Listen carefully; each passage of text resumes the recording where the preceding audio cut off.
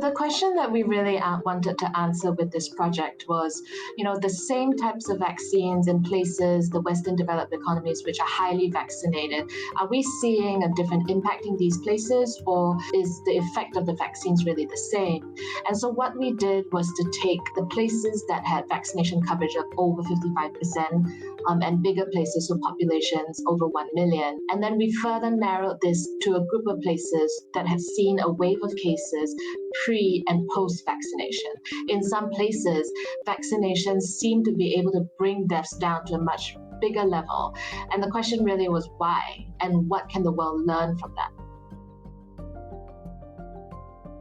So, of course, there are many factors that affect fatalities. The analysis is really only looking at the impact of vaccination. There's so many other things that do come into play, of course. But some of the big takeaways that we could see in that contrast between places that really managed to get deaths really down after vaccination was the length of the interval between the first and second vaccine dose did seem to play an important role. So for the European countries that managed to bring fatalities down to just 10% of what they were at the previous peak, we saw in places like Denmark and the UK and Germany, for example, they were administering vaccine doses 6 weeks apart. In the UK, that was up to 8 to 12 weeks apart.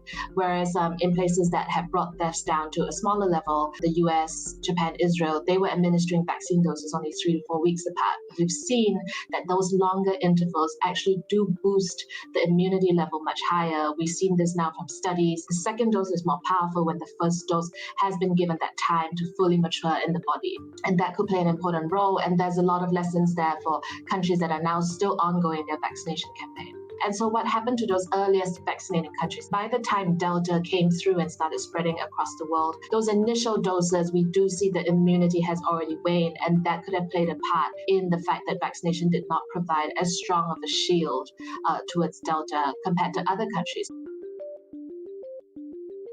So, the global vaccination campaign is still ongoing. There are so many countries, especially in the developing world, that don't have any meaningful vaccination protection at all. And with the virus becoming endemic, we do know that vaccinations may become a regular thing. What this analysis can tell us, is to give scientists, policymakers, an inkling of some of the things that can be done to strengthen that shield of immunity against new variants. Because as we know, there is a great fear that Delta is not the only new mutation that's going to come. The world could be swept by another new variant. And with the vaccination strategy, things like longer dosage intervals, waning immunity, that could influence how countries now continue with their vaccination progress and how they can get that shield of immunity even stronger.